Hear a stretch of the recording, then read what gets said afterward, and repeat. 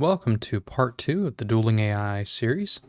We are going to, in this video, go ahead and get started on the environment build out, both in the sense of setting up our Python environment and building out the actual Pong environment. So let's get started.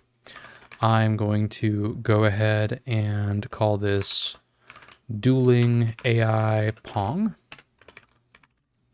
For our lesson, you may call this whatever you'd like. And I am using Conda, so I'm going to do a Conda create -n Dueling AI Pong. And I would like to note, if you are not using Anaconda, that's just fine. I think I mentioned this in the last video, but even if you're not using Linux, that's fine. Use what you want to here, as long as you are capable of creating some kind of virtual environment for your Python to live in, and we're going to be using Python 3.12.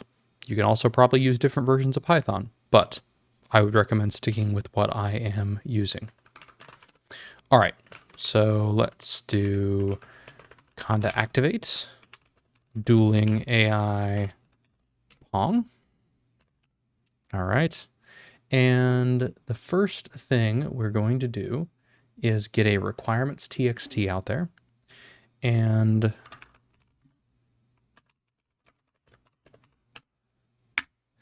we are going to need Pygame, NumPy, OpenCV Python, and I'm pinning to a very specific version for this one, TensorBoard, which we'll use for logging and monitoring.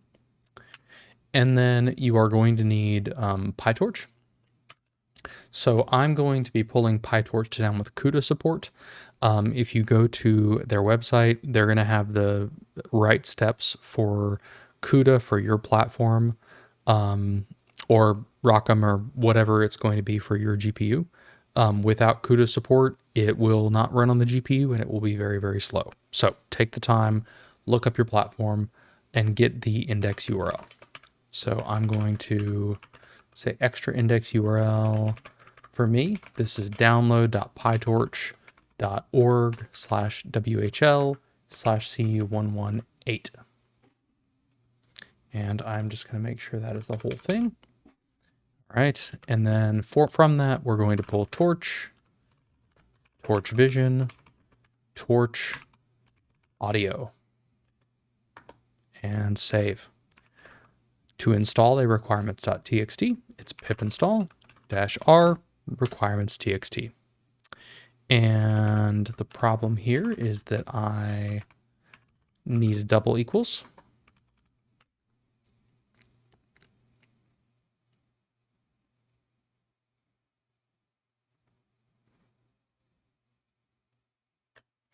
And we're now installing some of the NVIDIA packages we need.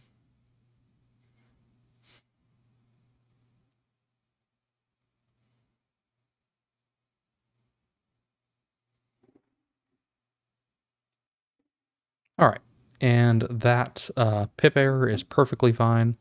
That's just saying that, hey, there are some dependency conflicts. We should be okay. All right. Next up, and this is not something you need to do unless you are planning on tying your build or your run command into some kind of shell script. This is very custom to my workflow. Anaconda 3, etc profile.d, conda.sh. Basically, I'm setting up a shell script that I can use to kick off our Python scripts later. Conda activate, let's see, what did we just call this? Dueling AI Pong. All right. So let's go back into build.sh. And I'm just going to call this Dueling AI Pong, and then python./main.py. which is going to be our first file. All right. Again, for that last part, the build.sh, not necessary unless you want to be able to kick this off from a shell script. If you're using an IDE and you're just going to use whatever key combo you would use to run a Python file, that's totally fine. So let's go ahead and we're going to create a main.py and start with our basic hello world and just make sure everything is wired correctly. And it is not. This is why we test things. Okay, build.sh called, and hello world successfully executed. Cool. We're getting somewhere. We are going to go ahead and create the game.py. This is what will have all of the actual game assets in it.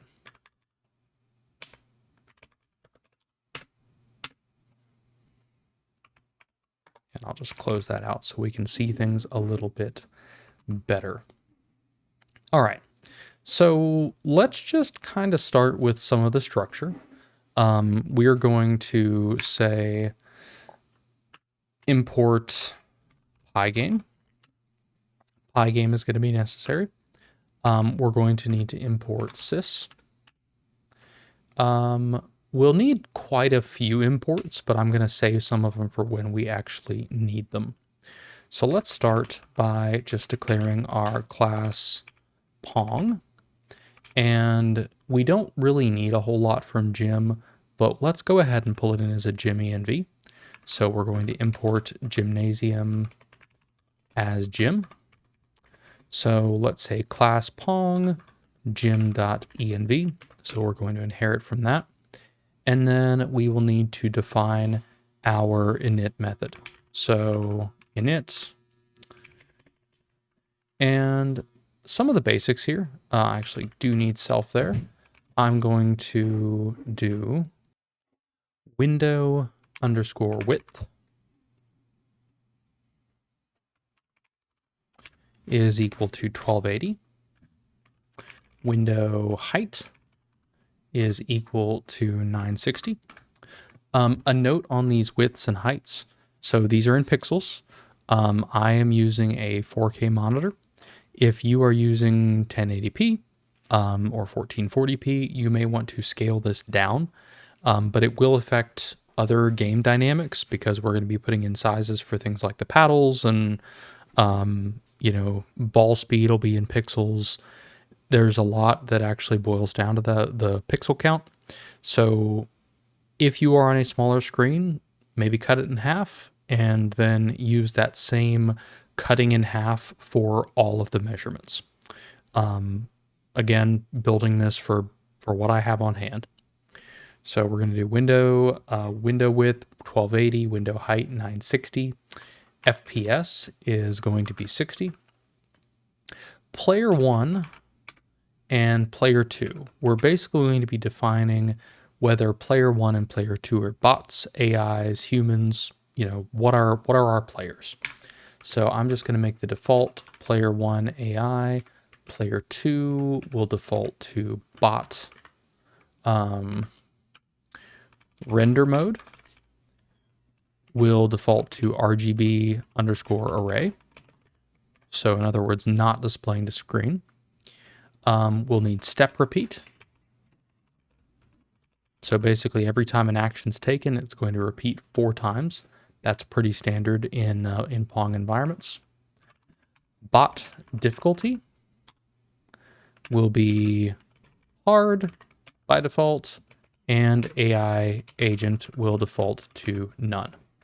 All right, and I know we just typed a whole bunch there and probably didn't make a whole lot of sense. That's okay for now. We just needed some variables. We'll use most of them later, or all of them later, most of them soon. So the first thing I want to do is just do some basic input validation. So for P in player 1, player 2, if P not in AI, bot, human, we want to go ahead and raise a value error. All players must be AI, bots, or humans. Okay, doing some input validation.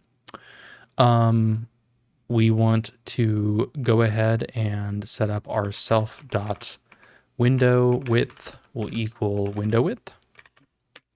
Self.window height is equal to window height. And self.step repeat will be step repeat. Self.render mode will be render mode. Again, just setting up some of the basic variables here. And then something we do need to set is we need to make sure that if render mode is not human, so if render mode is something that's meant for the agent and not a person, then we actually need to set an OS environment variable. So let's come up here and let's import OS. And then we're going to do if self.render mode is not equal to human, then os.environ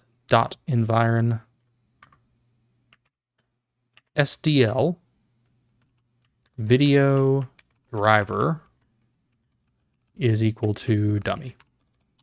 And what this is going to do is this is going to tell Pygame, it's basically going to null route the video driver and will stop it from displaying on the screen, which is important. Like we don't want to, you don't want to sit there and actually display the game while you're training, because training will go vastly slower if your computer has to actually show the game being played.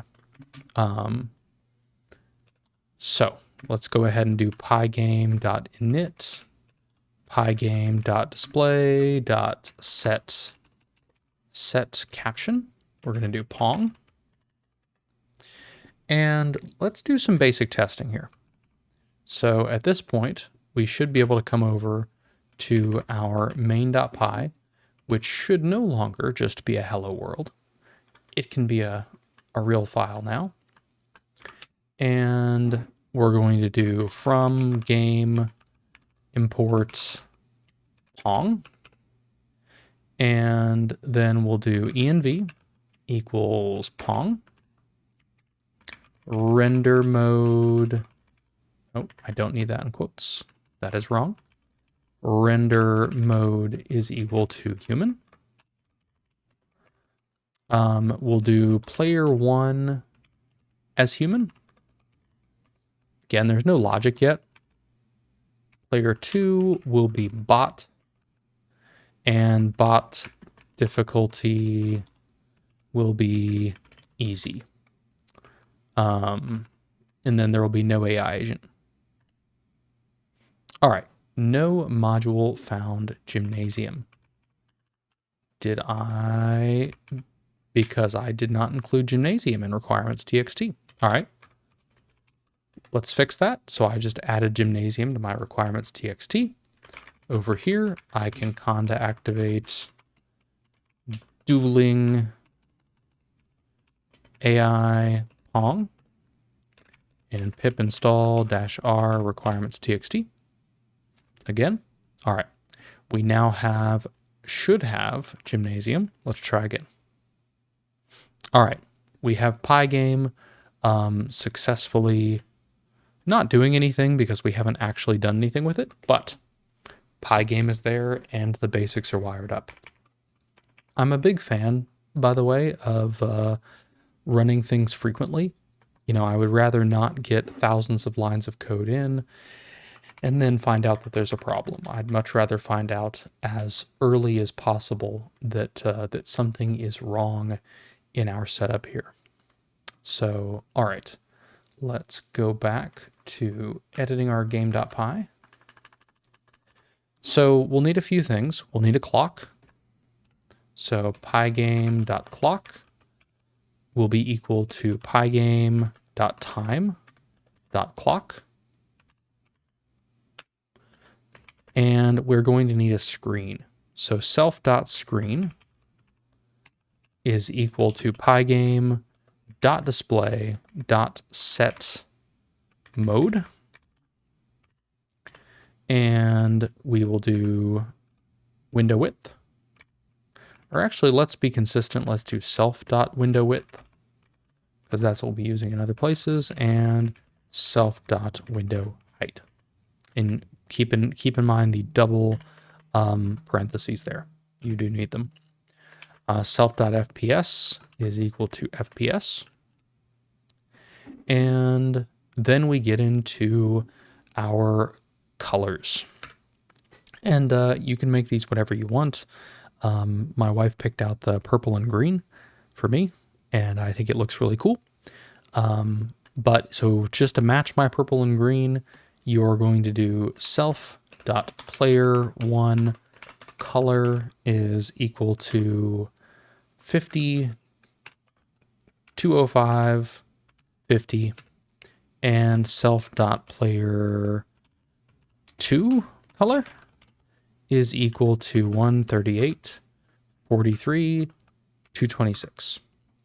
And if you want something different, again, pick your own. It's your game. You're coding it up. Just go find a color picker and find the RGB values and plug them in here. We're going to do a paddle height, self.paddle height of 120, self.paddle width of 20, because again, paddles are side to side. We're going to do a bot difficulty. So self.bot difficulty is going to be equal to bot difficulty. We'll do a font. Self.font is equal to pygame.font.sysfont. And this will be none and 70. This is going to be a fairly large, it's not huge, 70 pixels. Self.announcement font. This will be for things like the, you won, you lost, that kind of stuff. Pygame.font.sysfont, and none and 150. All right, we're almost done with the init method. So we will be doing self.player1 is equal to player1. Self.player2 is equal to player2. This is just a whole bunch of boilerplate. And then we need an action space. So self.actionSpace, this is a gem concept. So spaces.discrete 3. So what this basically means is we can take 3 discrete actions, which will be 0, 1, and 2. And the reason that we want to define this as an action space, the reason Jim has it this way, is that when you are using this environment in code that requires, that needs to know how many actions you can take, you can call your action space variable and it's going to tell you. It also has the ability to randomly sample an action. So, calling an env.actionspace.sample will give you a 0, 1, or a 2. That's the advantage to having this over just saying, action space equals 3. We'll do self.ai agent is equal to AI agent. And then finally, we're just going to give ourselves some logging here. So I'm going to say creating new Pong game. Let's do players, and we'll do player 1, and player 1. I don't need those curly braces. Okay, and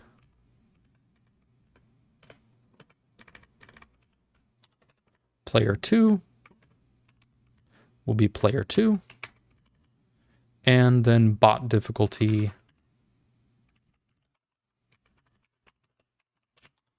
is equal to self.bot difficulty. And this is just to, get a little bit of information out of our environment. When we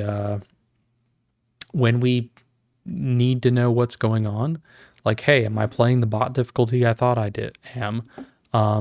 If I expect to be playing an AI versus a human, is that what's happening? You want some of these things. We're going to declare a reset method. And for now, I'm just going to say pass. We'll add some content to it later. And then our last line of the init method is calling self.reset. All right. Oh, and reset needs a self. Okay, let's run this one more time. And we got our little window popped up, which is all that I'm expecting at this point. We've created a display, and that display pops up, and then it goes away because there's nothing to keep it there. Nothing happening, in other words. So let's go ahead and hop into some of our other game capabilities. We're going to do a game loop. Let's go ahead and get that. So we'll do def game loop. That will get a self. All right, and the first thing we want to do inside our game loop is we actually want a while true. We want it to just go on forever unless something breaks out. And then we want to go ahead and start collecting actions. So we want some kind of, the ability to get keystrokes from the user. And as we're building this up, I'm going to start by basically just letting you as a human control both sides. And then we'll eventually move over to having bots control one side and letting you play against the bot. And then after we're done with that, we will set things up so that the AI can start to get into the mix, and we'll get our training loop, and there's a whole bunch of code in for that. But let's go ahead and say player 1 action. So we're going to start them off as 0, and we're going to map 0. So player 2 action, we're going to map 0 to non-movement. So we're basically going to say if nothing happens to change, not moving, then we're just going to go ahead and not move. So for event in pygame.event.get, if event type is equal to pygame.quit, then pygame.quit and sys.exit. So basically we want the ability to exit the game and leave if pygame quit's called. So let's try that. Oh, I left out a colon. Okay. Very good. So we created our Pong game. You know what? What I expected to happen is I expected the game to remain open, and it didn't, because while we created a game loop, we did not call our game loop. So let's go over to main.py, and we're going to do env.game loop. Okay, so now what we have is we have a successful game loop, so our Pong screen sticks around. We're no longer, just closing it out instantly. But if I X this out, it should, yep, it's successfully called event quit, and we are now able to keep an open window for our game. And that's why our while true is okay, because closing the window closes the game. Now we need to go ahead and get key presses. So keys is equal to pygame dot key dot get pressed. So it's going to grab any key that gets pressed here. And we're going to need a little bit of logic here. So we'll say if self.player1 is human, then we want to say if keys pygame.k uppercase k lowercase k. So what that's going to do is grab the key, that's that first k, of lowercase k. So if key k is pressed, then player1 action is equal to 1. Elif keys pygame.k underscore j, then player1 action is going to be equal to 2. And this is a good place to say you do not have to use the same key combos that I am. These are what I find easy and comfortable while playing.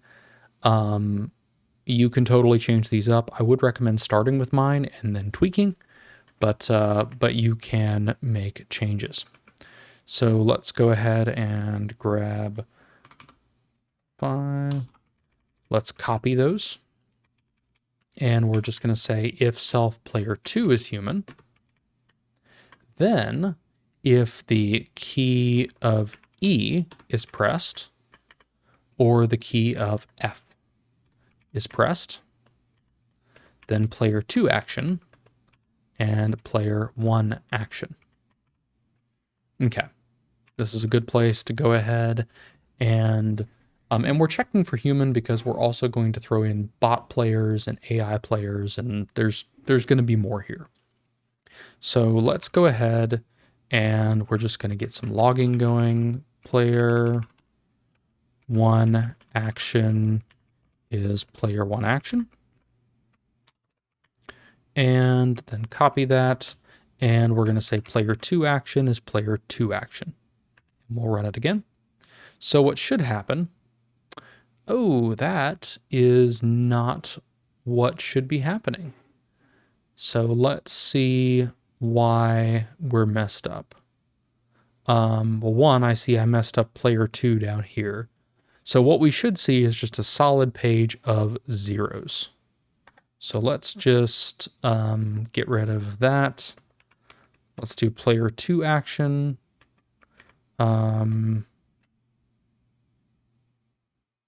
Okay, we're still getting some 1s. Let's see what's wrong with the logic here. I think I see what I did wrong here. I did not need that that first block around keys. So I think it's just checking to see if there's a value in keys, and that is not what we wanted. I double blocked when I didn't need to. Okay. And then also, just because this output is going to get really annoying, I'm just going to say if player 1 action is not equal to 0 or player 2 action is not equal to 0, then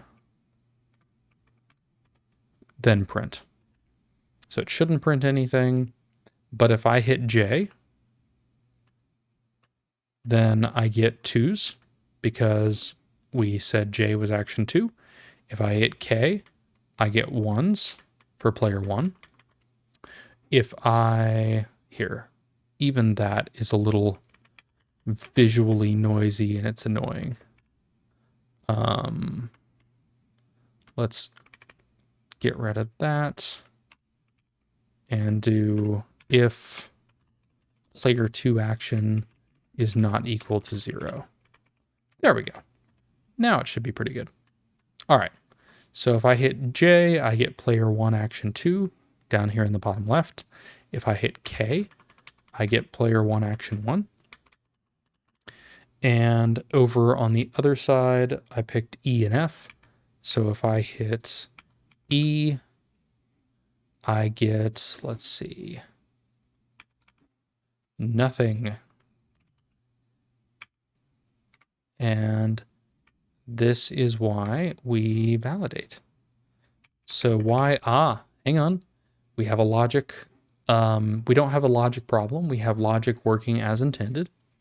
So if I go to our main.py over here, we said that player 1 and player 2 were player 1 was a human and player 2 was a bot. So it is not responding to human commands because it wasn't supposed to. So now, if we press E, we get player 2 action 1. If we press F, we get player 2 action 2. If we press J, we get player 1 action 2. And if we press K, we get player 1 action 1. I'm going to say it is important to pause and make sure all of this works before you go too much further. All right. Let's go ahead and set up our screen background filling, because that's going to be important. We are going to need the ability to fill the background. So right under reset, let's do def fill background self. And we're going to need to add some things to reset to make this work. So we'll do self.screen.fill self.background color.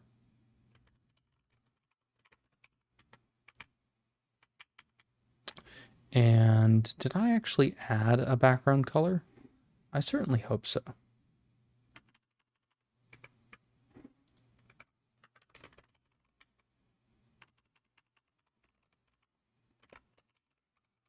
Okay, I have not added a background color.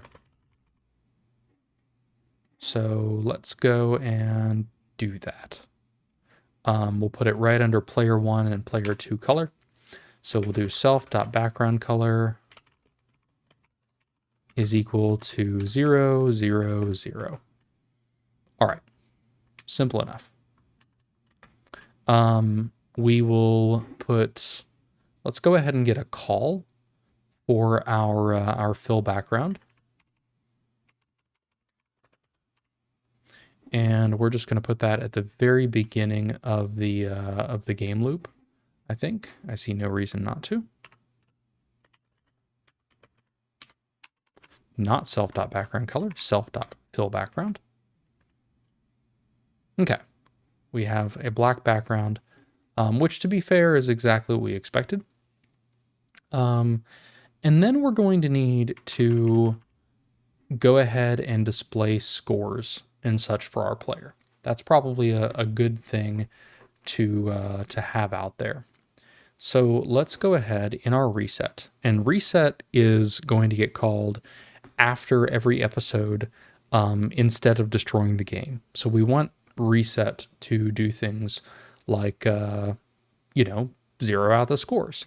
So instead of putting scores up here, we are just going to define them in reset, but not, hang on, down here, that reset. So we're just going to say self.player1 score is equal to 0, and self.player2, if I could spell player, score is equal to 0. We'll do self.top score is equal to 20. So that's the top score that you can get. And then down here in fill background,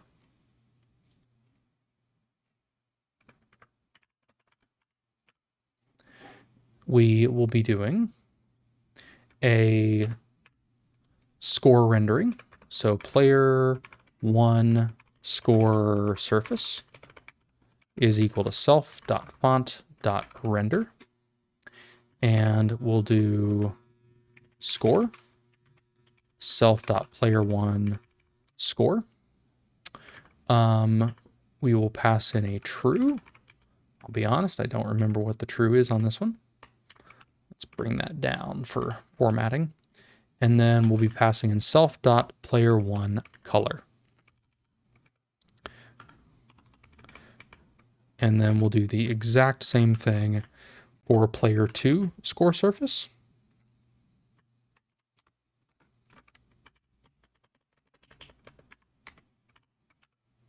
And we will go ahead and do self.screen.blit player 1 score surface, double parentheses, and this is where we're going to place it. I'm going to just do it with a little bit of math instead of trying to make it static. So this one's going to be self.window width divided by 2 plus 20 for a little bit of padding, and then 10 pixels down. And I should have put that in there. And then we'll do the same thing with self.player2 score surface, except in this case, it's going to be self.window width divided by 2 minus player 2 score surface dot get width minus 20. And that's going to let it come over from the left. So let's go ahead and give myself a little more spacing there. Let's see if that's doing what we expect. Okay, that is not happening, and it's probably not happening because I left it out of the while true. I'm guessing that's why. Okay, we still don't have surfaces displayed. Ah, I know what's going on. We do not yet have our, we don't have our step in place, so we don't have our display flip in place, which is okay. We can fix that. So, what we need to do is we actually don't need this in the game loop directly. We could, and if we were not building a game that was intended to be an RL environment, then I would keep a lot more things in the game loop. But what we're going to do here is we are actually going to create a step method, because that's what our agent is going to need later. So let's go ahead and define it. So we're going to do def step self, and step is going to need a player 1 action and a player 2 action.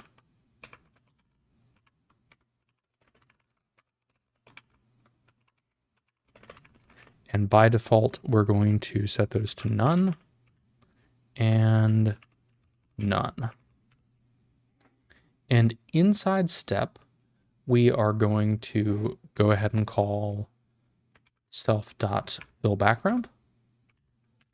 And then we're going to say if self.renderMode is human, we're going to go ahead and do self.clock.tick self.fps and pygame.display.flip, which is what we need to actually flip the display and should be displaying our scoreboard.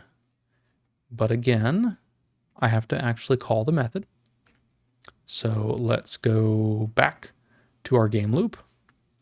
And inside our game loop, we're going to call self.step. And because we set those defaults to none, we can just call it. All right. Did you mean Pong object has no attribute clock? Well, why not? Because I said pygame.clock, and which it didn't like at the time.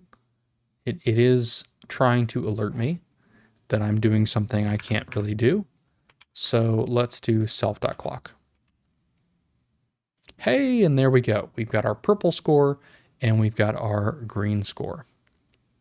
So we now have a background, we have scores, we are in a relatively good spot there. And that's probably a good place. If I'm looking at my counter right, I think this video is about 40 minutes long. That's probably a good place to stop. In the next video, we will go ahead and get into the paddles. We'll start getting into some game dynamics. And then maybe the one after that, we'll start talking about AI. So with that, I will say until next time.